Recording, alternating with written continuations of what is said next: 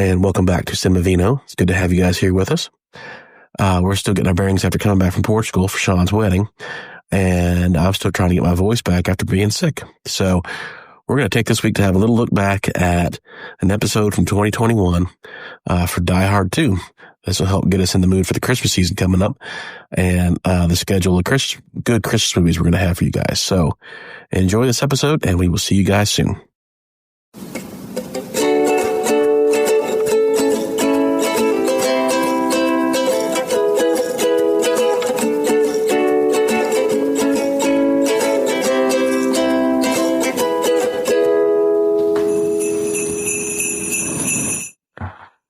And welcome back to Cinema Vino. Very special episode of Die Hard 2 Cinema Vino. Exactly. This continues our Christmas series looking at Die Harder. Die Hard 2. Which in German is Die Harder. The Harder. The Harder. Which was also my nickname in high school. Do us, Mish. I saw them live. It was great. Who was that? Rammstein. Oh, really? Yeah. Okay. I did not understand that reference, so there we go. I'm glad yeah. German. Yeah. Run Lola Run. German industrial metal band. Exactly. Rind Lola Rind. They were actually banned from the United States for like Pussy Riot. a couple decades, yeah. So I saw them on their first tour back in the United States. It was really cool. Interesting. Mm-hmm. Have they played locally anywhere? No, this was in Dallas. Okay. They played big show. Okay. So Die Hard 2, Christmas movie, ironically released on July 4th, 1990. So America. Independence Day Christmas movie. That's a bold choice. Interchangeable. Right. Sure. Well, Christmas in July is now kind of a big thing. It's a thing. Yeah. And maybe because of this movie. It was based on the novel 58 Minutes by Walter Wager, which was unrelated to the Die Hard series. Oh, really? Which was based on the movie Nothing Lasts Forever. I actually read that book. The original, like the original book. 58 Minutes? Yeah. Mhm. No. The Nothing Lasts Forever. Lasts Forever. The John McClane, yeah. Which was a sequel to another book. Which was based on the movie The Towering Inferno, which is unrelated to either of those movies. What? Yeah. I didn't know that. So Wow. think about that. A lot of mixed, continuity, whatever going on here. Weird. So this was drawn from a novel which did not feature John McClane at all. So that has to be a first that I have ever heard of. Well, interesting to note, in Nothing Lasts Forever, at the end, that John McClane dies. At the end of the book that Die Hard 1 is based off of.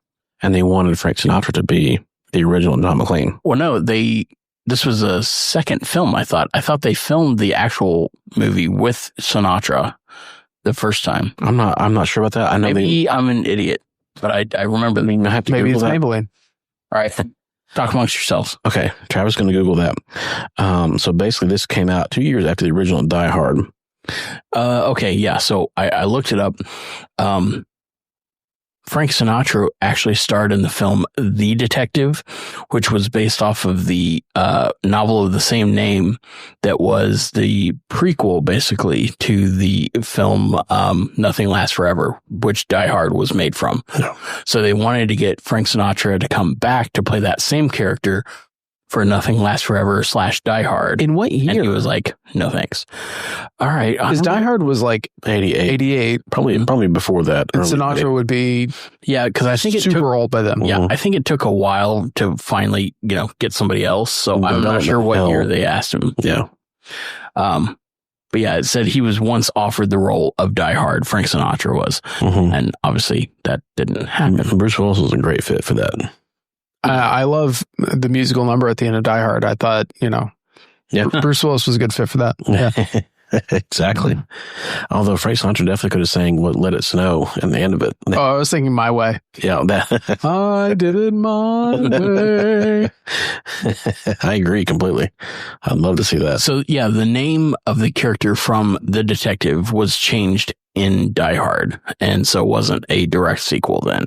But that's that portion of the story. But we're talking about Die Hard 2. So Die Hard 2, it's Christmas Eve. And it's based on 58 Minutes? 58 Minutes. It's 58 minutes. Walter Wager. Gotcha. And that book centers on, just like the movie, the idea that terrorists take over Dulles Airport and basically shut the runways down and all the neighboring airports down. There's a blizzard, and so if their demands aren't met, these planes are going to run out of fuel and crash, unless they turn the runway lights back on. This felt very derivative of like the Iran-Contra scandal, right? Like very much like looking at U.S. troops' disposition toward South American dictators that were basically puppets from the American government that were overthrown by communists. Very topical, very of its time. Super topical. Yeah. Yeah. I don't know about anything about that, but it sounds cool. Thanks, Trav. Just know Ronald Reagan hated communists. H.W. Bush hated communists. And at this time period, they were referred to as commies. Pinkos. Yeah, and the common You got a good Pinko refo. Oh, yeah, this Pinko, movie. yeah. What was it like? Something like, no interviews, you Pinko bitch. No interviews, a Pinko commie. Yeah. Yeah. It's like, man, that's Damn. that's harsh. Wow. Wow. Wow. So, and basically this movie follows the plot of the book.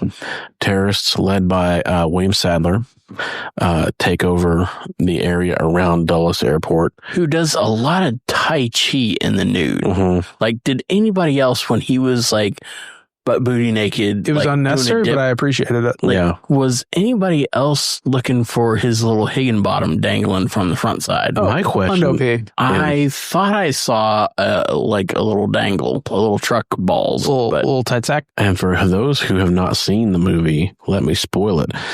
Your introduction to William Sadler as the villain, Colonel Stewart, is him in his hotel room listening to a broadcast about the initial plot of the movie.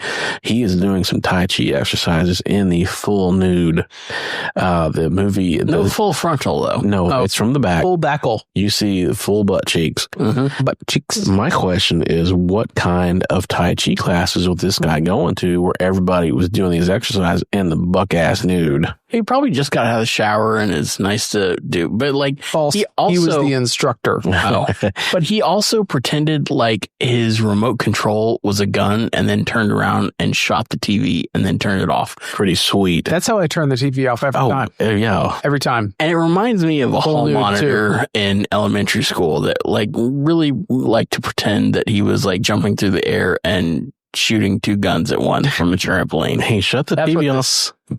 That's what that move reminded me of. But he didn't blow on the remote like it was a pistol. Very disappointing. He didn't blow the smoke off. Would have been cooler. Yeah. And the question is, like, when this guy's going for like his Tai Chi matches, are the people like, when he shows up in the nude, is anyone alarmed by that? It's like when he is like bowing to his opponent, he's wearing a black belt and nothing else. Honestly, it looked like when he goes for his prostate exam, he snaps off a finger. Yeah. Actually, yeah, he did have some cheeks. You're not wrong. I mean, these were some tight cheeks. Yeah. They were tight cheeks. There were no Todd Wofford. Oh my God, is that what Tai Chi comes from? Yeah. He had tight cheeks from all the Tai Chi. Well, now I wish I took Tai Chi. Yeah. So. And now I'm wondering if Todd takes Tai Chi. Those are some tight cheeks. There's no doubt of it. But I can't tell you about it because I can't do any of my matches in public because I'm naked. So I would say, is Tai Chi a competitive sport? I mean, probably, especially when you're naked and you're wearing nothing but an orange belt. Sean, real quick, Todd, stop talking. If you're looking at Todd's butt and you were to talk about it like it was cake, would you or would you not say angel food cakes? Oh, I was thinking those springy cheesecakes from Japan. Ooh, you know the spring back. Yeah, like the real like pushback. The ones that really like they're jiggle and they jiggle, but they have like a good rise to it. I don't think Todd's jiggle, but anyway, Die Hard 2. So I was gonna say sponge cake, but whatever. You know, Todd's are pretty taut. Yeah, they can be, especially when I'm in my hotel room. So this movie finds Bruce Willis at the exact same airport area that getting his car towed. And his wife is landing on a plane, I guess coming in from England, coming in from somewhere, flying in from LA. Yeah, that's right, LA. Flying into LA. And again, as the crazy luck would have it, at the exact same time that the terrorists commandeer the airport, her plane's about to run out of gas. The same shit happened to the same guy twice. Yes. And so John McClane, as in the previous movie, During Christmas, springs into action, begins wiping out terrorists and figuring out the plot. And as with the previous movie, none of the people who are in any sort of position of power will do anything about it or listen to anything he says, because if that were the case, the movie would suddenly come to a grinding halt. What's the first thing that tips him off, though? Is him seeing people at the restaurant with packages that they kind of scoot under the table with their feet. That's it. That's all that tips him off. He ran into Colonel Stewart at first, and he was like, "Oh, you look real familiar." We're like, "Oh, I've been on TV." Like, yeah, okay, same. Yeah. And then he saw, he's got his hunch, his intuition. Yeah, his gut. He got a cop hunch. Gut. He just knows. Let's call it a hunch. So basically, he gradually starts working his way into this terrorist attack, like as with the previous movie, finding out that there's a lot more to it than he thought. And as with the previous movie, he is on his own. Unlike the first Die Hard, where he is in a claustrophobic setting of the building and there's no way out, this time he is in the very expansive runway setting, lots of space, lots of room for action scenes. Activities. Fun fact, longest runway in the world. Ooh, really? No. Oh, I bought into that clip. Based on this movie, yes. Yes, miles and miles. This time it is his wife who is trapped in a situation, and he is down on the ground and trying to free her from that. So it's kind of a reversal of the previous movie. I have to stop us just real quick. So Fred Thompson was in this movie, and wasn't he a presidential candidate at one time? He was. Yeah, he was also a senator. Yeah. So my dad at one time met him years after this. My dad was a pilot. Is this before or after you punched George H.W. Bush? I think this is after. But he sees Fred Thompson in... There's a story behind that, by the way. Yeah.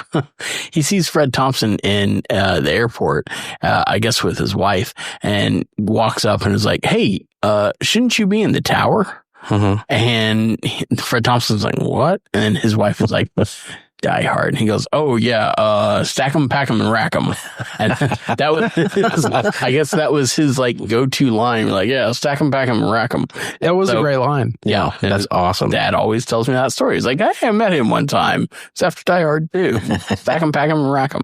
And he delivered it so well. I mean, he was great in that fit of movie where it's like Hunt for Red October, all those kind of movies where it's like he's like the military government brass authority figure, who says these cool kind of haggard one-liners like that of it's going to be the biggest battle since the Battle of Jutland and Hunt for Red October. It's like, good for you, man. Travis found some sediment in the bottom of that wine. You look like Padme. The fucking Travis's lips are a delightful shade of dark purple right now. You need some water, bud? He drank a little too deeply of that wine. Oh yeah, there's some sediment back there. Woof. So that's real life. That's not harmful. That happens. So as we were saying, it's basically the same with the previous movie. It's like John McClane gradually unfolds the plot. Nobody believes him. And so because the people who work for John McClane are idiots, the plot is allowed to proceed forward. So this movie does carry over. It has a different director than the first movie, which first movie was John McTiernan, who would later come back and direct the third movie, Die Hard with a Vengeance. This movie was directed by Rennie Harlan, who was married to Gina Davis at the time. He became a pretty famous action director in his own right. He did, I believe, Cliffhanger and The Long Kiss Goodnight with Gina Davis and Samuel L. Jackson. This movie brings back the composer Michael Kamen from the first Die Hard movie, who did a great job with both scores. I think the Die Hard score is iconic for action movies of that time period, especially because it incorporates sleigh bells into its motif. Yeah. And it's like, for anybody Christmas movie confirmed. Yeah. For anybody who's wondering if it's a Christmas movie, listen to the fucking sleigh bells on the soundtrack. That will tell you what this is. To me, this was released in 1990. It is a very much an 80s action movie. It has a lot of cornball one-liners. A sitting duck. Big cheesy action scenes. It definitely fits that mold of everything that was T-1000 in it. Yeah, That little cameo. Robert Patrick as one of the henchmen. Honestly, my favorite kill of an 80s action movie is the ice pick. Through the eye. The icicle through the eye. My And understanding he was snaps it off. that was an Alfred Hitchcock. Fuck. Alfred Hitchcock once said that was the perfect way to murder somebody. Yeah. No murder weapon. Yeah, no murder. Melts. There's no evidence. I watched it again and I was like, shit, what's his one-liner? I thought he was going to say something like, yeah, you need to cool off or something like I was waiting Gonna for put you on ice. Yeah. All those ice puns got directed right into Arnold Schwarzenegger's Mr. Freeze. Yeah, I was waiting. I was like, shit, I can't remember what he says here. Do you know what killed the dinosaurs? The ice. The Ice Age. You only thought you had me.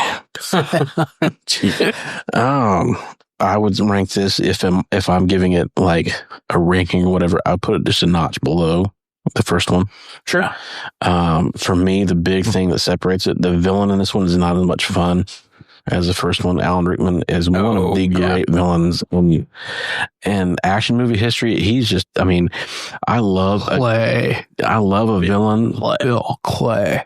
It's like where you can tell he's having fun being evil. It's like he's having a good time just being a son of a bitch, you know. True that. Yeah. You know, he's like, talk to me. Well, my detonators, it's like he's German, he's evil, and Alan Rickman's having such a fun time playing him. And it's like that comes across in the movie. And it's like, I'm going to count to 3. There will not be a 4. It's like, this is just awesome. This is fun. Yeah.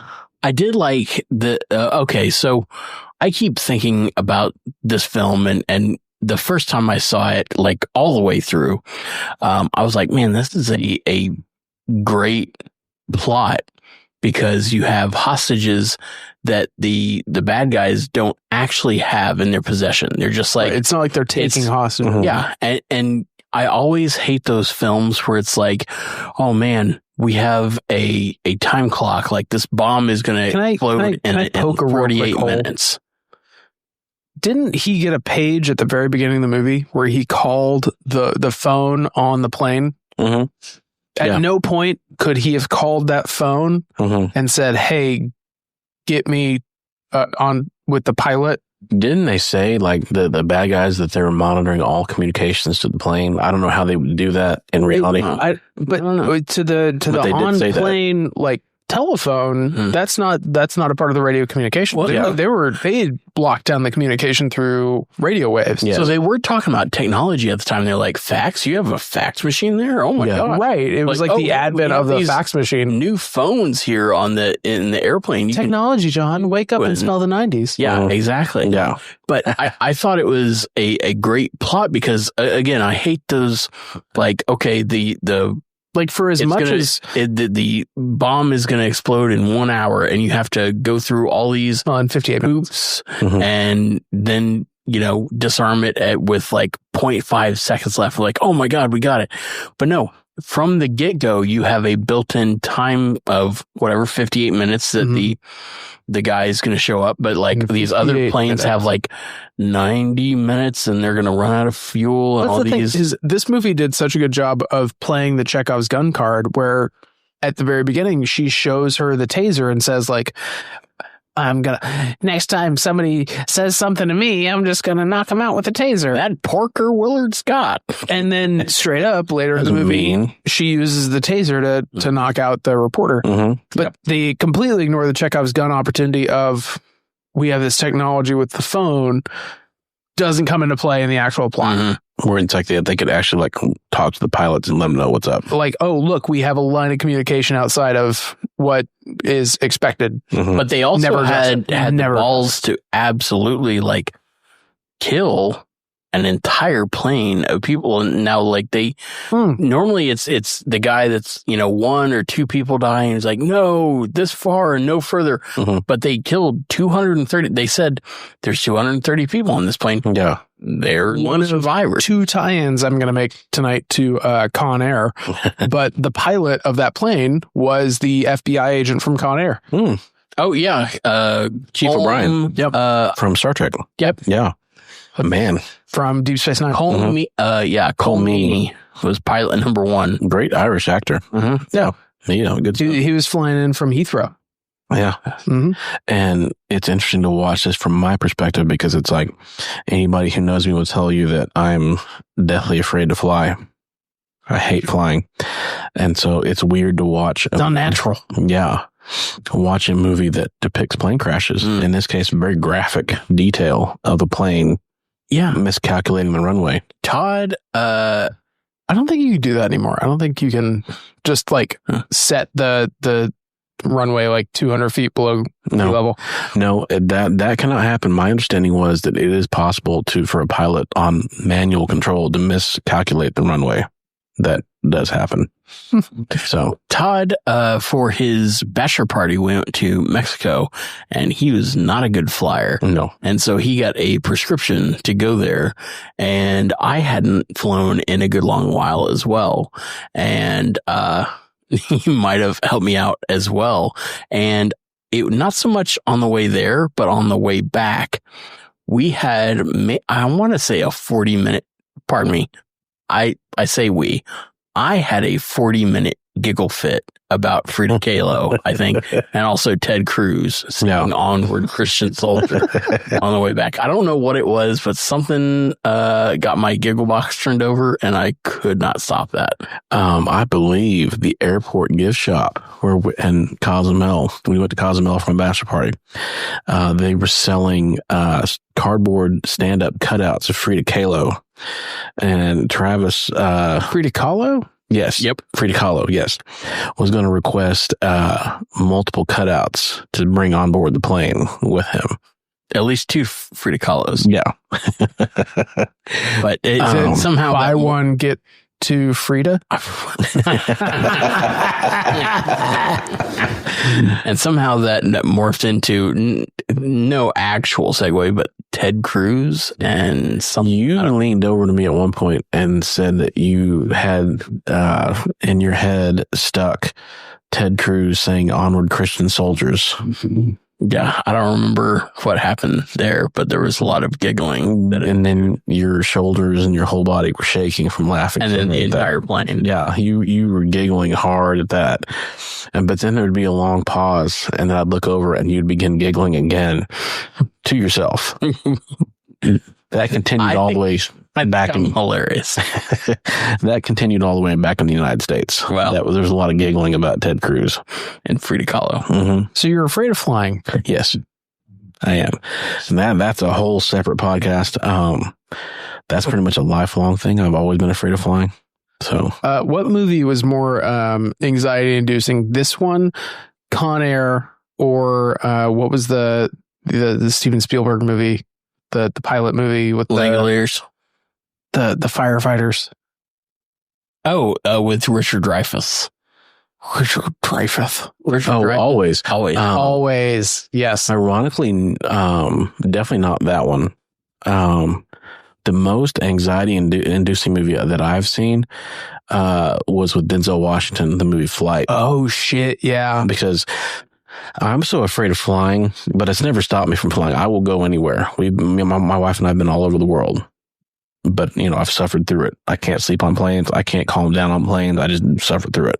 You just grip your knees and just bear through it. Oh, like palms sweaty, knees weak, mom's spaghetti. Yes. Yeah.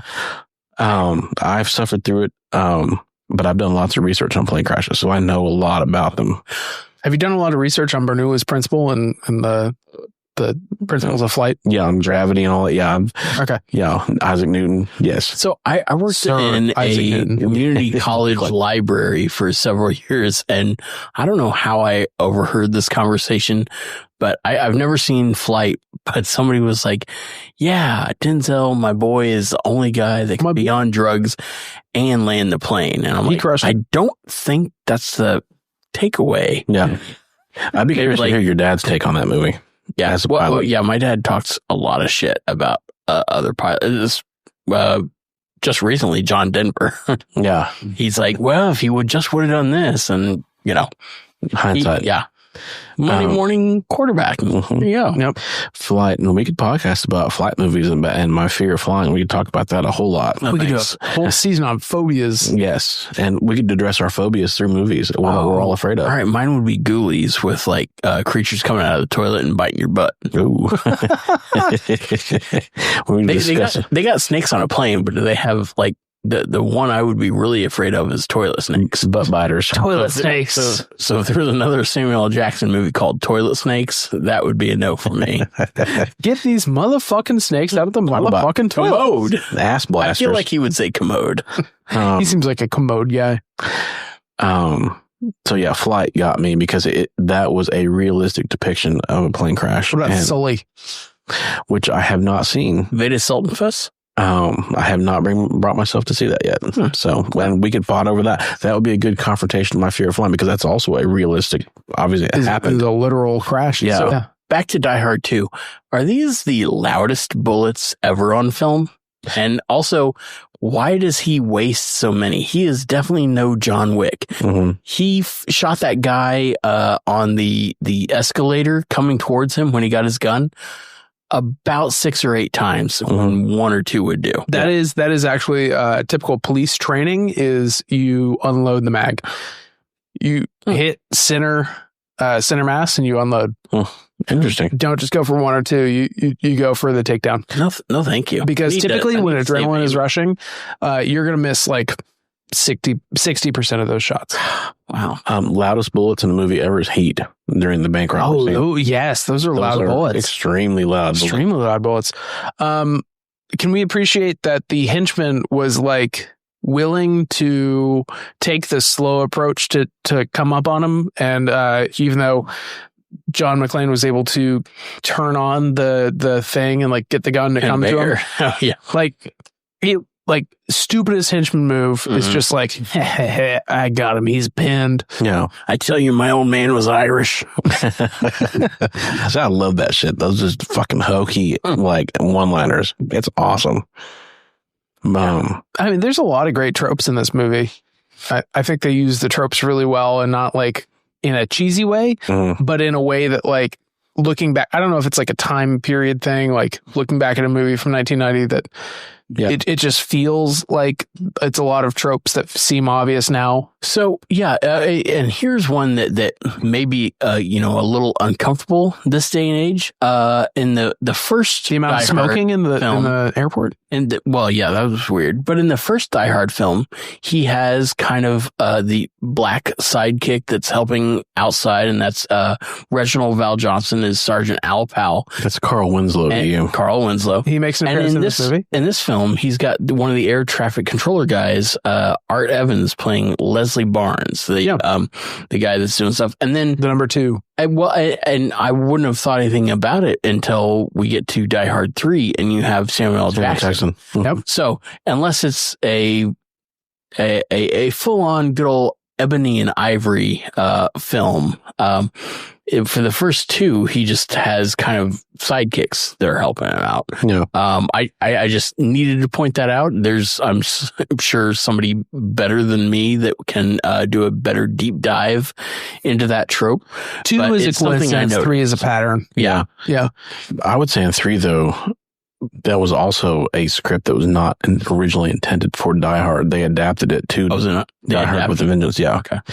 I think that Samuel L. Jackson's character in that movie was originally intended to be an equal for McClane's character. Yeah, I would say he's more of an equal than a sidekick. But I always say the best Die Hard movies either take place at Christmas or star Samuel L. Jackson.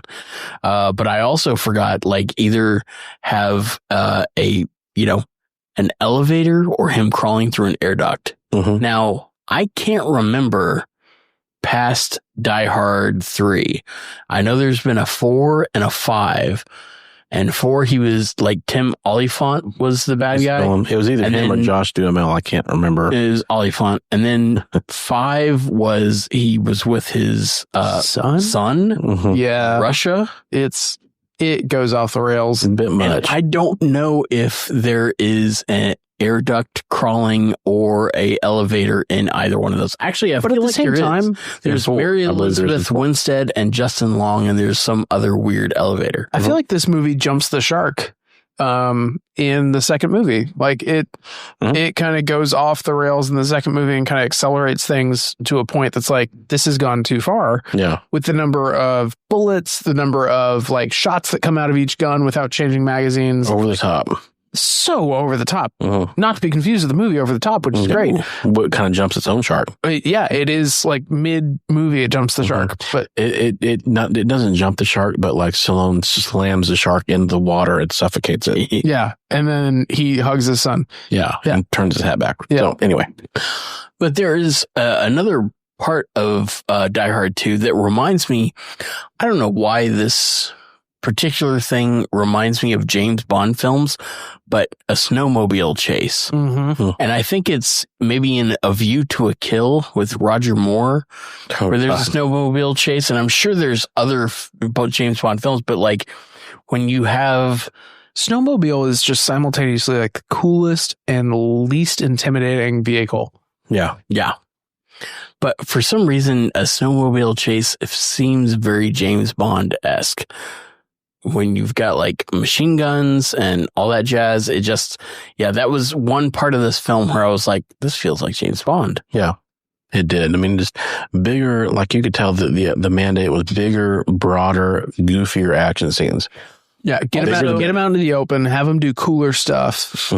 When he sets the ejector seat when the plane is floating below him. I don't know, for some reason, to me, when he's coming towards the camera, he looks like he's wearing a Ghostbusters proton pack. I see that, and for some reason, I envision Bruce Willis wearing a Ghostbusters proton. It's the shoulder straps. It is. It just looks cool. I don't think that's how grenades or ejector seats work. None of that. Because those grenades were straight up rolling around for like 15 seconds. Just jingle jangling while he was getting his shoulder straps on, pulling that ejector strap. Like it was perfectly timed.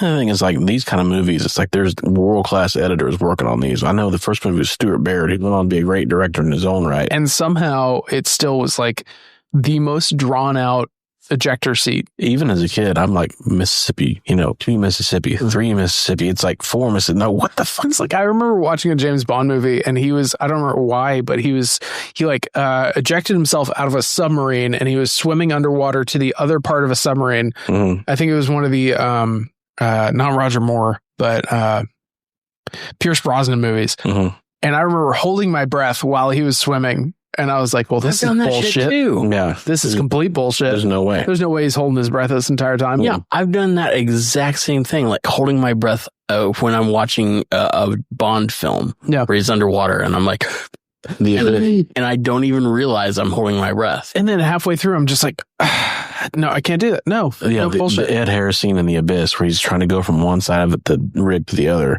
And it's like a minute, 2 minutes plus. Oh, that's a great film too. Yes. And I would love to pause that. And Michael Biehn. God, I fucking love Michael Biehn. That whole cast is great. Yeah. Is any relation to Sean Bean?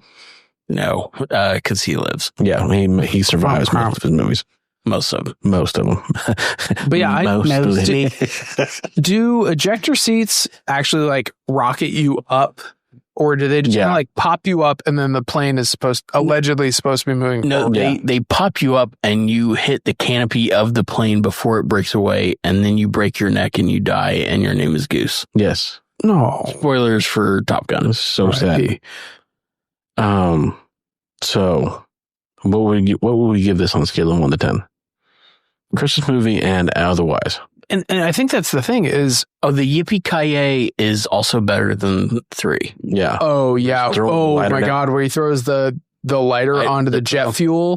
Holy shit. That was the best. Where he loses, but he wins. Okay, sorry. Real quick. He gets kicked off. Reference number 2 to Con Air is the length of this runway is comparable to the length of the Sunset Strip in Vegas in Con Air, where that plane is crashing in Vegas just forever. It's like how they say forever. From your elbow to your wrist is the same as from your knee to your ankle. Sure. From the windows to the wall. Yeah. Till the sweat drips down and falls.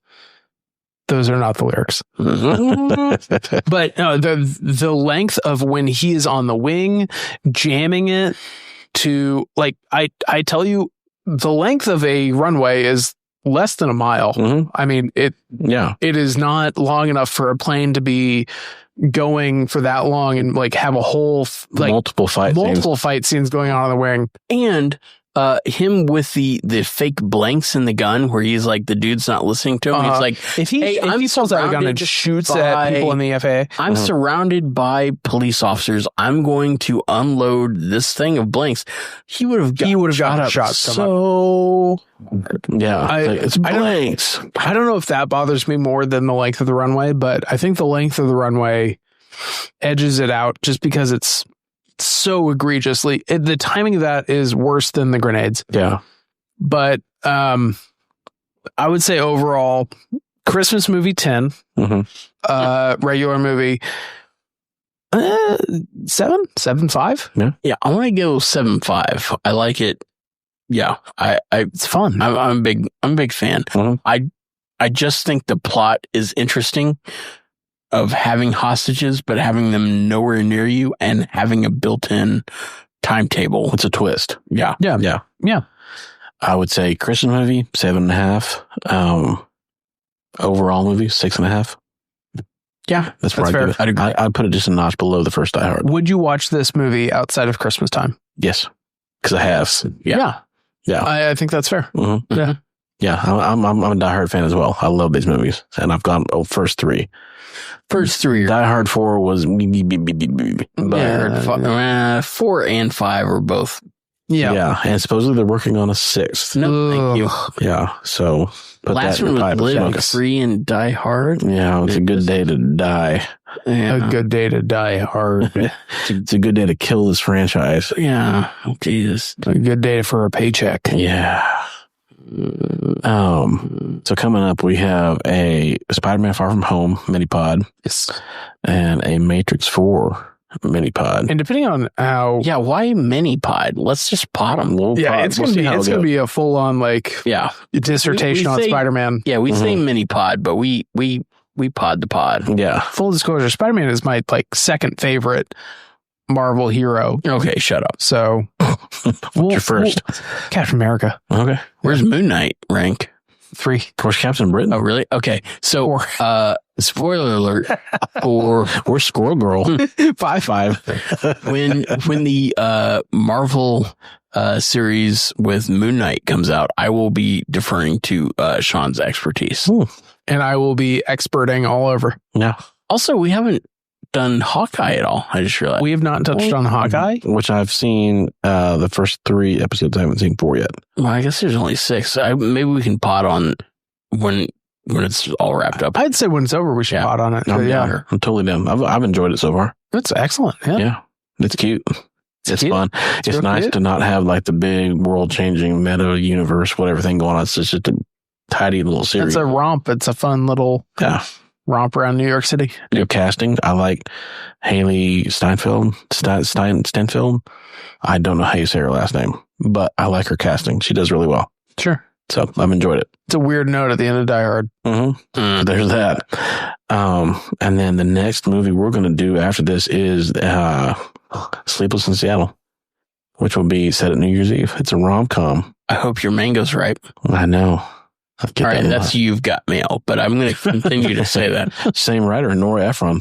Really? I hope your mango's... Any relation to Zach? No, different spelling. Huh. Different spelling. But that movie, You've Got Mail, also featured a lot of people typing at computers. Oh, God. Dave really Chappelle in a, as the requisite best friend. Oh. Super tiny role. Yeah. My favorite Dave Chappelle role would probably be Robin Hood Men in Tights. Oh, yeah. Damn. I didn't say Abe Lincoln. I said, hey, Blinken. Did you say, hey, Blinken? So anyway, Sean Jordan traps Bud. Not with a bang, but with a whimper. Molto bene. I hope your mango's ripe. Yes. Yippee-ki-yay, motherfucker.